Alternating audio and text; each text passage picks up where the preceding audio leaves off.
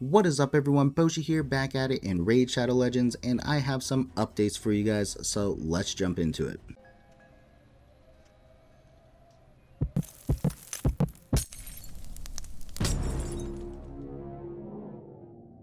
Alright guys, so before we get into the updates I want to talk about today, I did want to mention something that I had news about, I just didn't make a video on, just because I got to it so late and there's other content creators making stuff on it already, so I didn't want to do it, but I'm going to do it now because I have the chance to. So it's going to be about this drop frenzy stuff. So they already did post a article in the news section right here, and it's pretty much just a higher chance at getting a specific artifact during a set amount of time.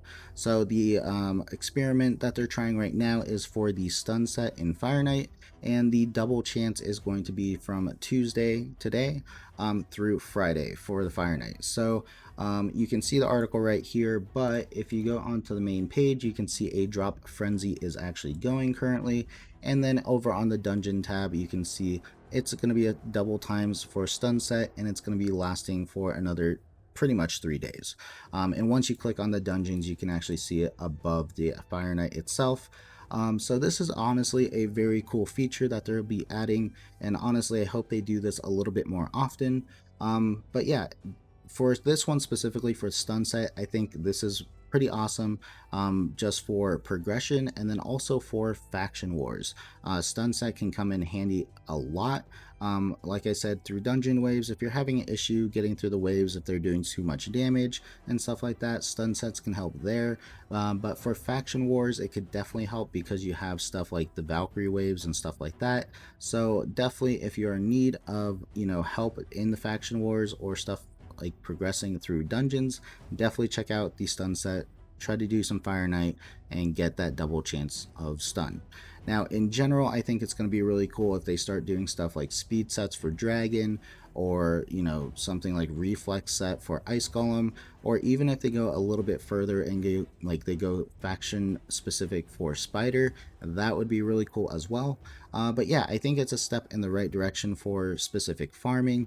And honestly, if they do it alongside a tournament like they are doing it with Fire Knight, that would be even better, depending on the set obviously. But right now, like I said, they have the drop frenzy for Fire Knight for stun set, but you also have the Fire Knight tournament going on. So why not knock both out if you're needing a stun set, and you might as well get some rewards along the way. So pretty cool thing right there. I did want to mention it because obviously it's live right now, so yeah. The next big thing is going to be dungeons. So next week it sounds like we are going to be adding level 21 through 25 for all the artifact dungeons, and then we're going to be adding another 5 levels to the potion keeps. Now Minnow is being untouched as of right now. Unfortunately, I wish Minnow would go up so we can get our masteries a little bit quicker, but as of right now that is not the case. I'll go ahead and throw up all the affinities for all the dungeons, so you guys can start planning ahead. But yeah, one big thing that comes with this, and a lot of people are not happy about this, and that is 2 passives are being added onto the dungeon bosses from level 21 through 25, and both of those passives are going to be very similar to what they did in Doom Tower. So one's going to limit the amount of turn meter control you can do, and the other one is going to limit the max HP damage. Not a lot of people are happy about this because it slows down your runs significantly, or it prevents you from totally knocking the mechanics out from a dungeon boss. So for example, with Spider, you were able to, back in the day before you were speed running it with like max HP hits and stuff like that, that's one thing that's a big issue. The other thing was you could sit there and use Armiger and Cold Hearts and prevent the Spider from pretty much taking a turn. And so I think they're trying to get around this to make the mechanics of old dungeon bosses a little bit more relevant. And I can't blame them for that because it is supposed to be endgame content. But a lot of people are just not happy because it's just going to take longer to do the dungeon. And if it's supposed to be a farmable dungeon, you don't really want it to go too long. Now, I'm kind of a fan of this change just because I do want to see a little bit more strategy go into the bosses, but I definitely understand the whole aspect of, you want to farm level 25 and you want the higher chance of getting rewards and stuff like that. So a lot quicker.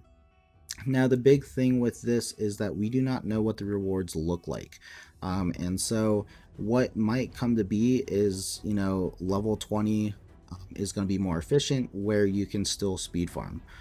So, if level 25 pans out to be, you know, not that rewarding or not really worth the extra energy and time, then you might just go back to level 20 and just do level 25 for the fact that you just got level 25 done. We don't know yet, so I'm gonna really hold my big judgment for it until it's actually in game to see how it actually pans out. A lot of people are jumping the gun and saying this is a terrible move by Plarium and stuff like that. I don't agree with that. But we'll see how things go first. I'm not one to judge just because they say something. It's just going to be different, right? So we'll see how that goes. Give it a chance, guys. Don't go and knock it before it's actually in game, because we don't know how it's going to be. And honestly, Doom Tower isn't even that bad with the changes. So yeah, that is my big thing. So that is one big update. The other one is going to be the return of missions, or I guess the return of missions if you've completed your Arbiter missions.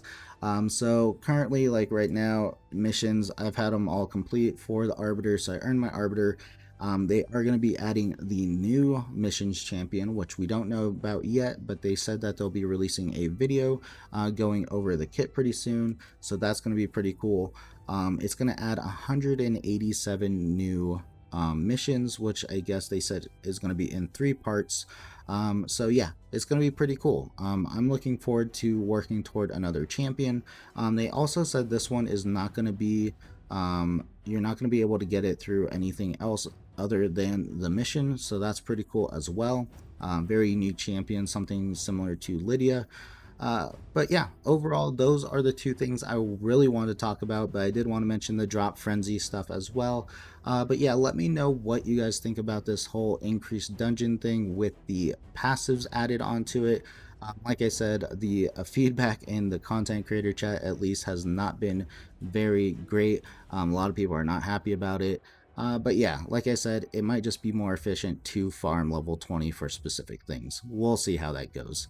I'm just going to wait until in game to actually judge it for its full worth. But yeah, let me know what you guys thought. Please leave a like and subscribe if you want to see more content, and I will talk to you guys later. See ya.